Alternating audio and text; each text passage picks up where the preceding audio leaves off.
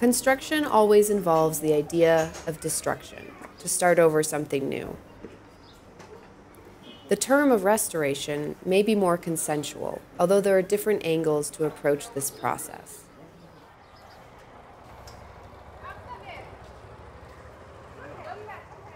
Kathmandu is said to have been built in the 10th century. Thus, it is a city full of history and cultural heritage, which has adapted to modern times. Rebuilding the city entails an idea of evolution. How can we make the city suitable for everyone's use? I believe that architecture in itself, in the essence, is always evolving as per the needs of the users, as per the spatial context of the space that the building is being built upon. A city is a geographic place, but most of all, a social place. It gathers different kinds of constructions, such as residential housing, public infrastructures, and monuments. In that matter, the Valley of Kathmandu is particularly concerned as it contains several UNESCO World Heritage Sites. The Durbar Palaces of Kathmandu, Patan and Bhaktapur, the stupas of Swayambhu and Buddhanath, as well as the Hindu temples of Pashupati and Changu Narayan, embody that cultural heritage. The beauty of Nepali architecture is striking and tends to reinforce community links. Newari courtyards are a perfect example of this. However, our modern times often promote the individual over the community, endangering this way of life. The uses of the house and spaces like courtyards. So before used to be like socializing places, these courtyards, but now it is just, it's motorbike parkings or something like that. Building something is a fundamental act that enables life to go on. It can even shape our ways of thinking. Therefore, new constructions require serious reflections on their viability and necessity.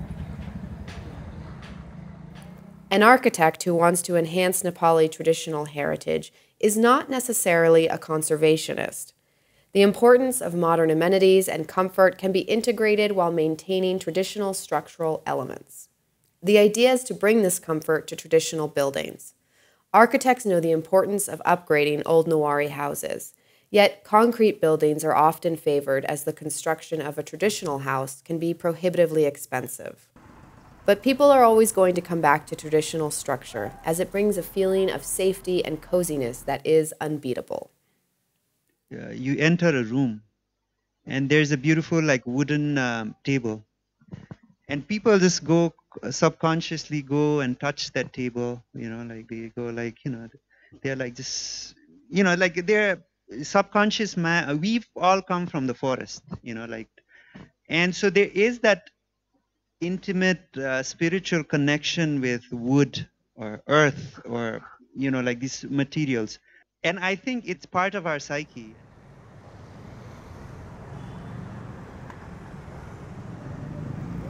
Kathmandu is faced with ongoing challenges. The growing urbanization connected to the natural growth of people requires even more built-up areas to respond to the population's basic needs.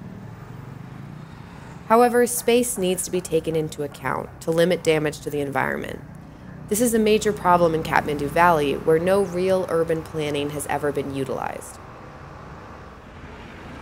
As human-created pollution is an inevitable side effect of urbanization, buildings must be designed in a sustainable way.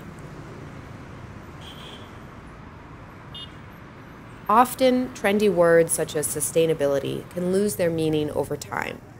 You cannot buy sustainability. It is a process that you must invest time and care into. And it doesn't always entail having the latest technologies. Sustainability can be as simple as using less. Building design also needs to focus on the solidity of foundations to counter natural catastrophes. The traditional two-story Newari house proved to be particularly resistant in the face of the 2015 earthquake. This definitely encourages the study and integration of Nepali heritage. It's important to live in the present. Our lifestyle requires specific buildings like supermarkets, hospitals, And these modern structures are often too big to be built with traditional materials.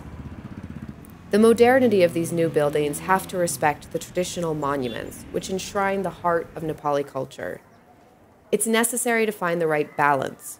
The combination of modern and traditional materials often leads to a great improvement. So what should the perfect city look like? What are the problems to avoid? In fact, there's only one thing to seek: security for all of its citizens. There's a big discourse now, a lot of youth are coming in politics and like, what is a good city? For me, and they're like, I'm trying to solve this problem, this one. And for me, it's a very simple problem. Just make sure that, kids can run in the street. If you've done that, you've made the city a beautiful city, right? You make sure I can walk properly from A to B, right? You don't have to fix so many problems, this simple problem, when someone wants to cross a street, it should be easy.